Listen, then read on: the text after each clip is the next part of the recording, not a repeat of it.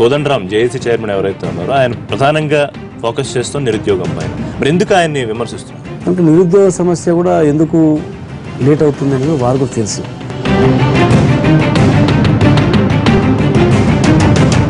ఎందుకు శ్రీనివాస్ గౌడ్ ఇంకా 3 ఏళ్ళు అవుతున్న మంత్రి కాలేకపోతున్నారు?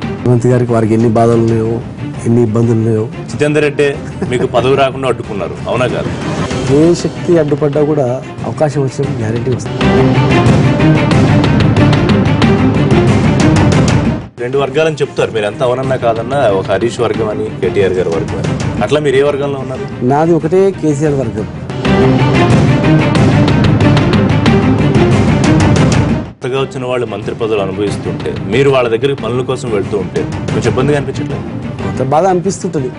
జిల్లాలో మీ తమ్ముడి గురించి ఎక్కువ టాక్ వినిపిస్తుంది. శ్రీకాంత్ అంటే కలెక్షన్ కింగ్, షాడో ఎమ్మెల్యే.